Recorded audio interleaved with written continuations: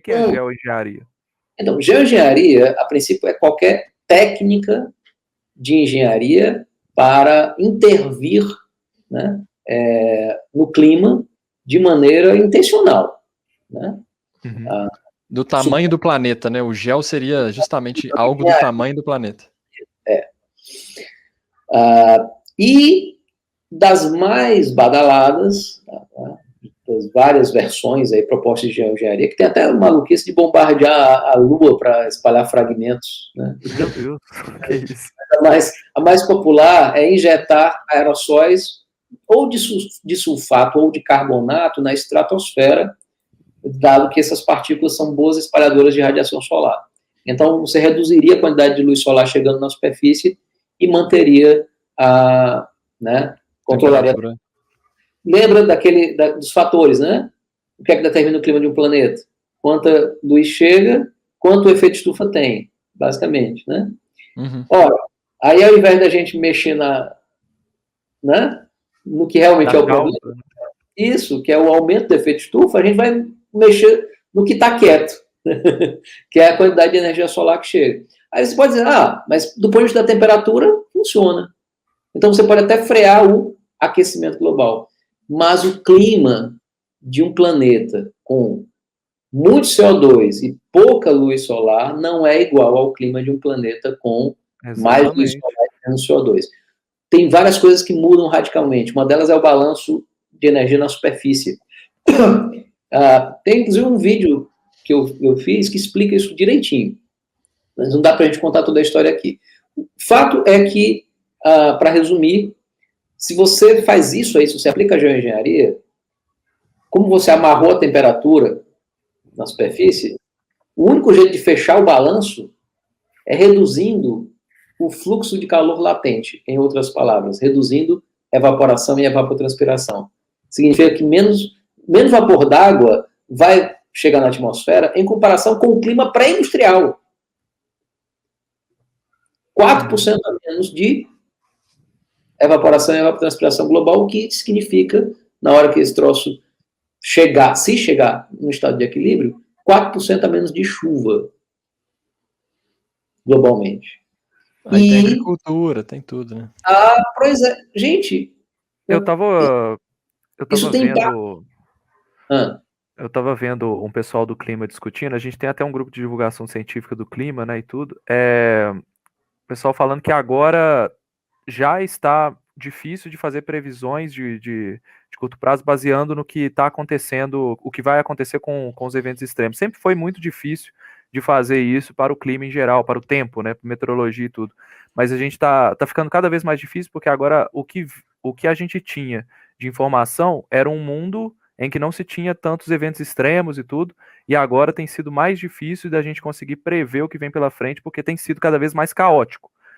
E eu fico pensando assim, o que aconteceria com uma tecnologia que nunca foi testada, e para ela funcionar, ela teria que ser testada na maior escala possível, né? Que é o planeta inteiro. Pois é. É por isso que, assim, o melhor que nós temos hoje são os modelos climáticos para fazer isso.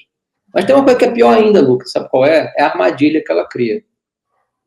Fora, assim, sem reduzir o CO2, você pode até controlar a temperatura por geoengenharia, mas você não resolve a questão da acidificação oceânica, por exemplo. Né? Além disso que você colocou, tem um outro ponto.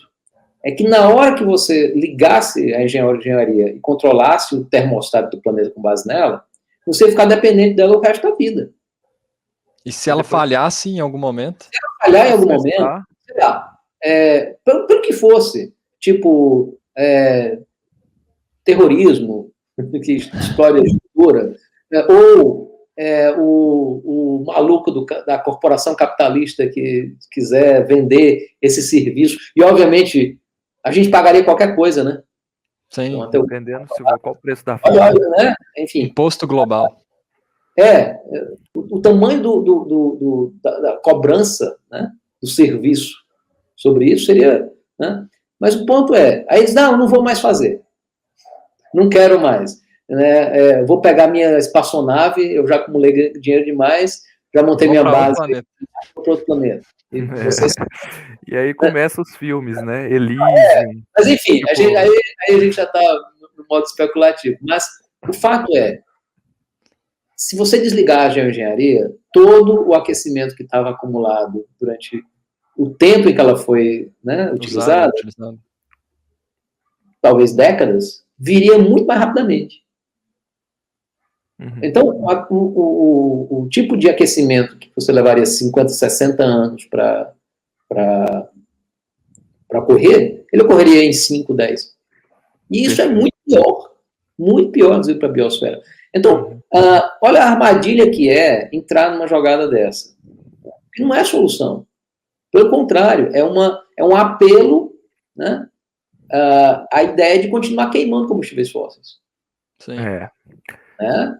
Então, é por isso que, assim, na comunidade de ciências do clima, há uma rejeição aberta, né, à geoengenharia em geral, ou a uma aplicação que não fosse, no máximo, muito limitada e muito breve. Não tem meio termo nisso aí. Tem uma maneira, só tem um jeito da gente resolver esse problema. É puxar o freio de emergência. É parar de emitir. Né? Óbvio, ninguém tem a ilusão de que isso possa ser feito instantaneamente, né? Mas todos os cenários em que a gente está trabalhando mostram que, para manter o aquecimento controlado em 1,5 graus, a gente precisa cortar as emissões pela metade até 2030. E descarbonizar a economia completamente até 2050. Óbvio, isso implica que a gente tenha um giro bastante radical, rápido, para as renováveis, para abandonar as fontes fósseis, para abandonar completamente as fontes fósseis. Né? E aí isso significa solar, eólica, hidrogênio verde, né? Mas precisa a gente ter em mente o seguinte, que fica muito mais fácil a gente fazer essa transição se a gente parar com essa ideia de uma demanda crescente, né, de crescimento exponencial da demanda de energia. Né? Então a gente precisa repensar o modelo produtivo, o modelo de consumo, etc., né, para que a nossa economia caiba no planeta e seja fácil fazer a transição. O outro ponto aí é o seguinte, né, desmatamento, né, gente? Na boa. Não dá mais. Né? Não é nem desmatamento zero que a gente precisa. Aqui a gente está num debate público em que a gente fica tentando defender situações mínimas para diminuir o desmatamento, ou pelo menos ou zerar o desmatamento ilegal. Isso é pouco. A gente precisa falar não é nem desmatamento zero, é de desmatamento negativo, ou seja, de recuperação dos estoques. Né? Recuperação dos estoques de carbono na vegetação e solo. Porque essa sim é a tecnologia de captura de carbono comprovada, que funciona com 2 bilhões, aí me ajuda, Lucas, acho que é 2 bilhões ou mais, né, de tempo que esse negócio vem funcionando aí.